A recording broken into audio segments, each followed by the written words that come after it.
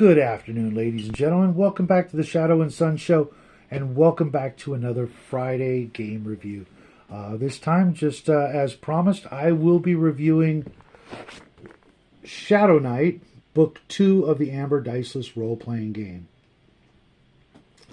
This one goes out to Kai and all you other Amberites out there, and Amethystites, and all you fans of Roger Zelazny.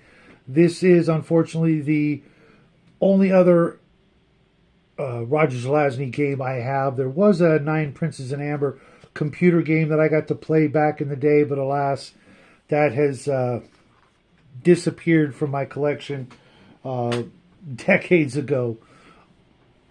This book focuses mostly on the Courts of Chaos, and in doing so, the second half of the Amber series, the last 5 books of the Amber Chronicles, dealing mostly with Merlin, the son of Corwin. And this book is mostly all of the characters statted out from all 5 of those books, with, obviously some of the characters from the first 5 books that made appearances in the Trumps of Doom, all the way to, I think, Shadow Knight, or Knight of Shadows, which was, I believe, the last book in the series. Mind you, that takes up a huge portion of this book. And if you're not playing a true to Amber game, it's not going to help you out a whole lot. But there are a lot of character ideas and ideas on making constructs and demons and things like that, and other creatures. But one of the most helpful parts of this book is a tiny little section in here that is actually quite helpful for real, true role players, people who want to get into the story, to be completely immersed in what is going on without, the usual missteps that some gamers make.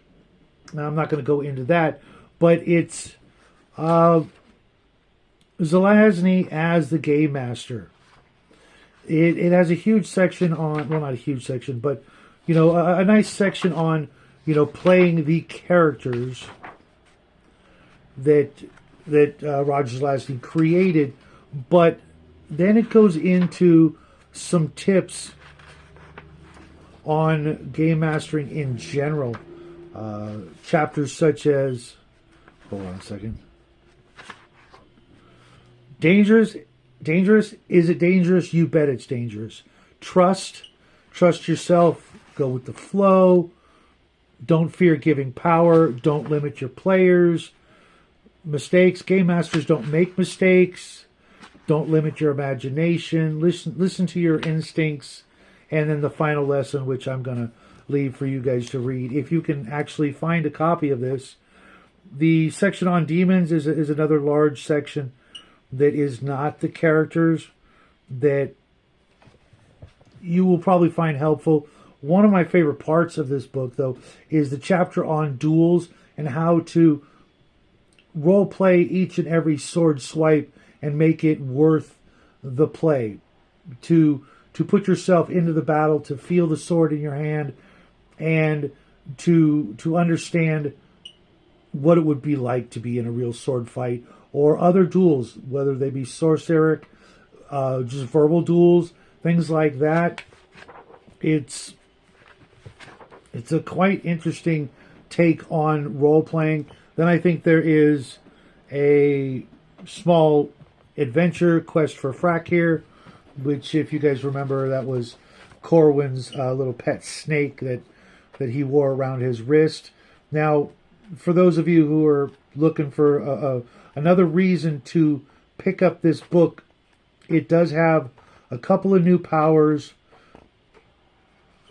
in the game to add to your character's, arsenal of things that they, may wish to advance into, provided they are of Chaos Blood or something like that. Those being the Broken Pattern Initiate, the Adept of the Broken Pattern, the abilities of that, High Compelling, Implants, whether they be supernatural or technological. And then the chapter on constructs, creating. It's very similar to creating your own shadow, but it's more of building a magic item that you carry around with you from the very beginning. More aspects and abilities of character allies. Spending your points on things like an ally in Amber, a Chaos Court devotee, things like that, and campaign ideas. And to be honest, the first book, you can play the game without this book. You might never use this book, but if you're going to play a really good Amber game, and you're going to mess with chaos, which I highly recommend, because it's just not the same without having that complete opposite of Amber, that being the courts of chaos, to add to the story, to add to the game, and just fully develop the whole concept of what the the Nine Princes in Amber, all the way to the final chapter of, like I said, Knights of Shadows. The whole game system is really one of the best role-playing experiences I've ever had.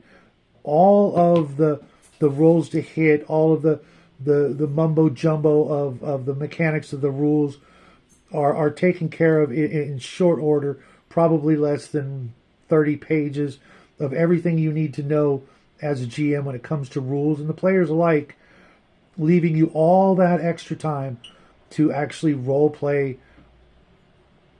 in the world of Amber. I ran a good long campaign, probably a little over a year before people moved and things like life got in the way. But we did make it through the first part all the way up to the Courts of Chaos, where I had changed a lot of the names and the places and tweaked the events just a tad to allow the players to run in an alternate version of Amber, so that it would it would be more their own, and they didn't feel like just side characters. That is the one downfall of the game, is that there are so many powerful NPCs that it makes it hard for the players to think that they stand a chance against the Lords of Amber and the Lords of Chaos, to feel like they have some sort of say in where the story is going, without just being like I said, side characters. For us, we had the characters play most of what would be mirror images of the main characters, without them actually knowing exactly who they were playing, as to the book. But I think that's the best way to go, unless you're going to, start from the very beginning with Oberon and going maybe a completely different direction until, the Courts of Chaos starts, muddy in the water, so to speak. I wish I could play this game again, but in order to do so, you really have to have people who are very, very familiar with the works of Roger Zelazny. Not just the Amber series, but some of the other books also lend to this style of role-playing. And when I say, they need to be big fans, I don't mean they just finished it for the first time. I mean, they really should have read the entire decology a couple of times.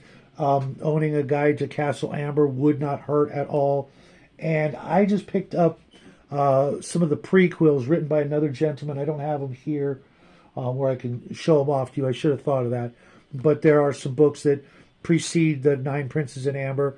And from what I hear, they do the story justice and explain some of the events, including the forming of the original pattern and the departure from chaos to make Amber.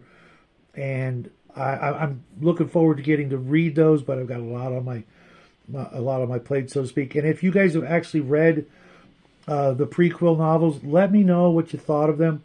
If they're worth the read, I'm probably going to read them anyways. But if you guys read them and you enjoyed them, please let me know. I'd like to, get a little more pumped up before I go into reading them, knowing that there are, fans of Amber are still out there. I know this is an obscure role-playing game that isn't going to be for everybody, but I'm not too worried about that. I'm worried about the people that are going to be excited to, jump into this, who never knew about it but loved Amber and are, wanting to play an Amber style game. And even if you don't think you can handle that kind of a game, there's still a lot to be gained from this. The way he did Magic, I think I was talking to a couple of friends of mine that it's the way he handled Magic with linchpins and hanging your spells and just waiting, to just needing to, put a couple of keywords into the vocalization of the spell and off it goes. The weaving of the magic energies and things like that. I think it was the Changeling and Eye of Cat that also were a big help being able to understand how he did magic and sorcery. Just so much fun stuff, so well written. And, as you guys know, Roger was a good friend of mine, and I hope he's looking down on all of us, giving us a double thumbs up as we, attempt to, muddle through what really is one of the best role-playing game experiences. The tips on role-playing and the concept of getting into the character is really just completely perfected in this book. There's some other things out there that are going to help, but for me, this is really where it started.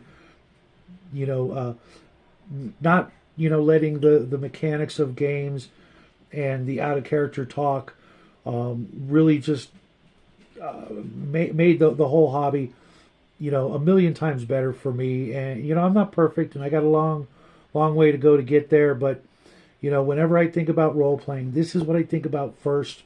Hopefully you guys will go out there, reread Amber, read it for the first time, and then good luck finding this. It's a hard find on eBay, and if you do find it, it'll be worth the price, but it's gonna be a heavy price. It's not a cheap game to find, and there's a reason. There's a lot of old games out there from this era that won't cost you anywhere near as much because they just weren't as good. And those are my 2 cents. This has been a Friday Game Review. Next week I'll probably be doing something completely different because we will be going into a brand new month and therefore a brand new theme. But until I think it's June 14th, I will still be talking about Roger and all the things he did and left behind for us. I'll probably be revisiting some of his novels over the next, I think it's a little over 2 weeks before I say goodbye to Roger on the channel for a little while, at least until next year. But until then, folks, do me a favor, do yourself a favor. If you don't have a copy of The 9 Princes of Amber, it's only about 191 pages, well worth every second of the read. You will laugh. You probably won't cry, but you'll enjoy the heck out of it. And then you can get back to me and we can start that big old conversation on why this is one of my favorite role-playing games of all times. And I hope it will be yours. And until next time, happy trails.